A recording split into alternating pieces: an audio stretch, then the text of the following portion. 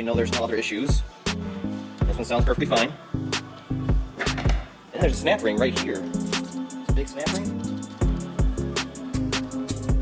Like so. Get that out of there. And then the center hub comes out with it.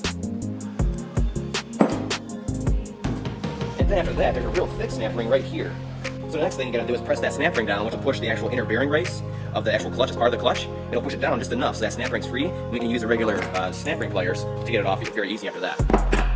We're gonna put the special tool on there that fits in there just perfect. And this monstrosity. And then you simply bolt it in. So 2 bolts on each side. And this side requires bolts and nuts in the bottom. And you can literally just do these hand tight. Put our forcing screw in. And you just gotta turn it down just a bit, just like that. You hear it move? That's all you need to do. Any more than that, and the guys can actually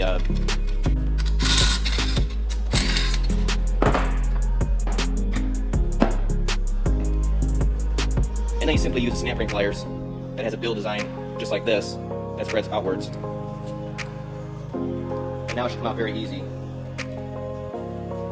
And then these are throwaways. And then you put these little legs in here. There's 3 of them, and this one's the offset one. And you make sure you use the offset for that one. And then you use this other forcing tool that's smaller, and that will go onto the center instead of the bearing. And this big plate just goes back on here, and use the adjustable slots here, and put a nut on each one of them. You can see I'm doing it by hand basically, and that's how it should be. It's not pressed down there very tight. I prefer to do it by hand, I think it's faster. Especially if you don't know the socket size. And you can see it's wobbling now, so we should be ready to come off. Actually go a little bit further. And then it simply lifts off of there. And now you can see inside of here, where the source of it is, you can see it's really wet in there.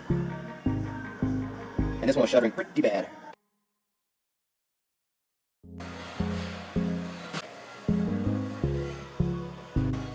There we go. You can see how it dropped down much further there. And now we're halfway up on the actual bearing. And then we're going to use this tool again. We're going to press down on the inner race of the bearing here for the clutch. And bust this thing back out. Center it down here first.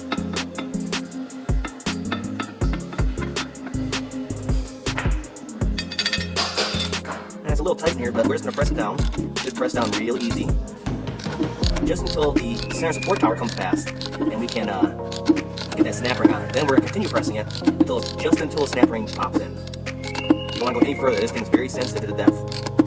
And there you can see it, it's sticking out just far enough. We can put that snap ring on there and then continue pressing so it falls into the slot just perfect and doesn't go down too far.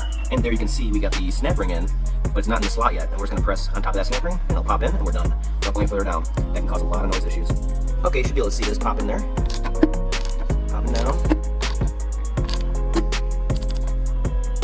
can see this popped in there, went down just a little bit more, and that's it.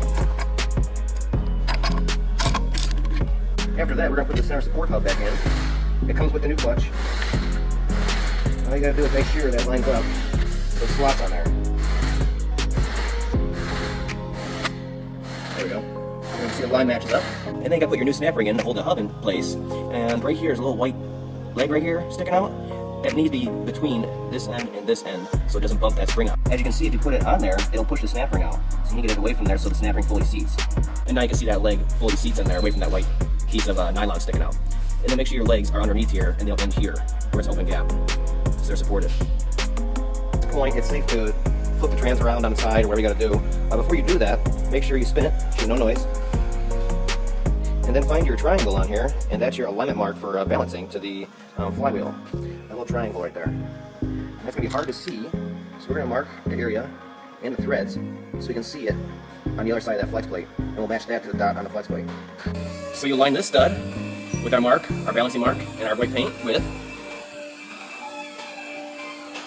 whichever hole is closest to the yellow dot on the flex plate, which is the balancing dot on the flex plate.